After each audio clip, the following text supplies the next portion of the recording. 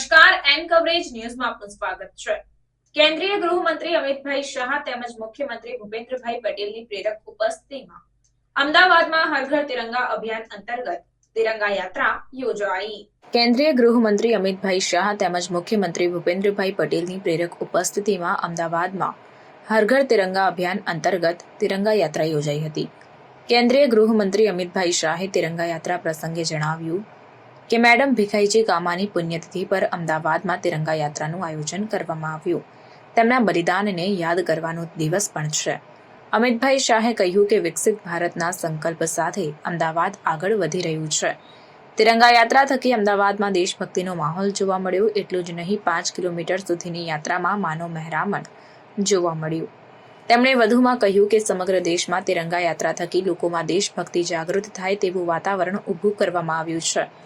હર ઘર તિરંગા યાત્રાનું આયોજન ગુજરાતના દરેક જિલ્લા અને તાલુકામાં થયું છે। આ તિરંગા યાત્રાએ ગુજરાતમાં જ નહીં સમગ્ર દેશભરના યુવાનોમાં એક ઉર્જા ભરવાનું કામ કર્યું છે। અમિત શાહે કહ્યું કે વડાપ્રધાન નરેન્દ્રભાઈ મોદીના નેતૃત્વમાં ભારત દેશ 2047માં સંપૂર્ણ વિકસિત દેશ બને તેમજ દરેક ક્ષેત્રમાં ભારત દુનિયાનું પ્રતિનિધિત્વ કરે તે દિશામાં આગળ વધી રહ્યો છે। નરેન્દ્રભાઈ મોદીના 10 વર્ષના શાસનમાં ભારત દેશે અનેક ક્ષેત્રે વિશ્વ આચંબિત થાય તેવા કાર્યો કર્યા છે। વડાપ્રધાન નરેન્દ્રભાઈના નેતૃત્વમાં આતંકવાદ અને નક્સલવાદ પીડિત રાજ્યોમાં ખૂબ સારું કામ થઈ રહ્યું છે। એટલું જ નહીં, સર્જિકલ સ્ટ્રાઇક અને એર સ્ટ્રાઇક પણ નરેન્દ્રભાઈના શાસનમાં થઈ છે। કોરોના કાળમાં ટેકનોલોજીના ઉપયોગ થકી 130 કરોડ નાગરિકોને 2 વાર રસીનો ડોઝ આપવામાં આવ્યો છે તેમ તેમણે ઉમેર્યું હતું। વર્ષ 2047માં પૂર્ણ વિકસિત ભારત બને તે માટે દેશના તમામ યુવાનોએ આગળ આવવાની અપીલ પણ કેન્દ્રીય ગૃહમંત્રી અમિતભાઈ શાહ દ્વારા કરવામાં આવી હતી।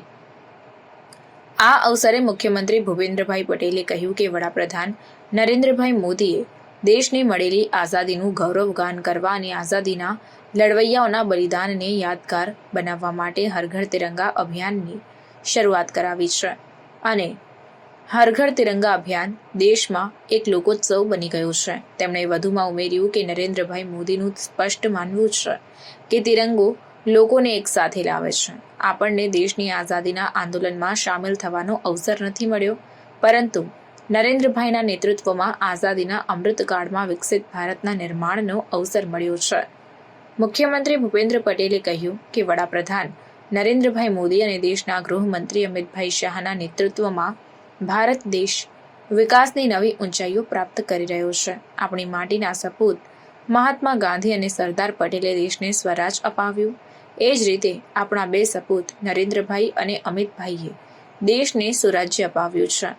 હર ઘર તિરંગા અભિયાન થકી નેશન ફર્સ્ટની ભાવના જન જનમાં જાગી છે।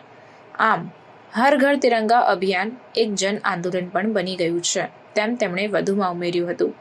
આ પ્રસંગે લોક કલાકારો દ્વારા સાંસ્કૃતિક કાર્યક્રમો રજૂ કરવામાં આવ્યા।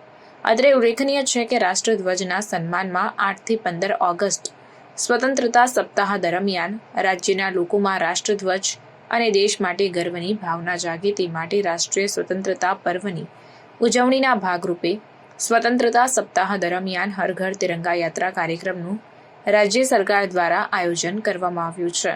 આ કાર્યક્રમ અંતર્ગત અમદાવાદ મ્યુનિસિપલ કોર્પોરેશન અને જિલ્લા વહીવટીતંત્ર દ્વારા 13 ઓગસ્ટ મંગળવારના રોજ અમદાવાદમાં તિરંગા યાત્રાનું ભવ્ય આયોજન કરવામાં આવ્યું હતું। આ તિરંગા યાત્રાનો પ્રારંભ વિરાટનગર ઝોનલ ઓફિસથી કેસરી નંદન ચોકથી થયો હતો। ત્યારબાદ યાત્રાનું બેટી બચાવ સર્કલ થઈ ઉત્તમનગર ખોડિયાર મંદિરથી જમણી બાજુ વળી કોઠિયા હોસ્પિટલ થઈ કેનાલ ક્રોસ કરી જીવનવાડી સર્કલ થઈ ખોડિયાર મંદિર નિકોલ પાસે સમાપન થયું હતું।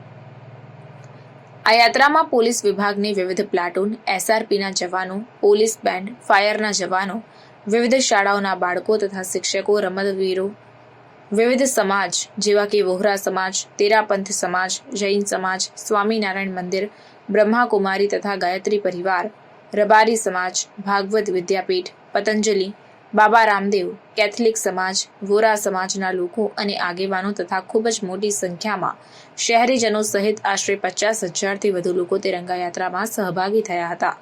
આ તિરંગા યાત્રા પ્રસંગે આરોગ્ય મંત્રી ઋષિકેશભાઈ પટેલ, ગૃહ રાજ્યમંત્રી હર્ષભાઈ સંઘવી, સહકાર મંત્રી જગદીશભાઈ પંચાલ, અમદાવાદના mayor Pratibha Jain, municipal commissioner M Thennarasan, Ahmedabad police commissioner GS Malik, Ahmedabad જિલ્લા વહીવટીતંત્રના પદાધિકારીઓ, અમદાવાદ મ્યુનિસિપલ કોર્પોરેશનના સભ્યો, વિવિધ મહાનુભાવો, કલાકારો, સામાજિક અગ્રણીઓ, વિવિધ પોલીસ શાખાઓના જવાનો, સંતો, મહંતો, શિક્ષકો, મોટી સંખ્યામાં વિદ્યાર્થીઓ અને નગરજનો ઉપસ્થિત રહ્યા હતા। खबरों के लिए चैनल को सब्सक्राइब कीजिए।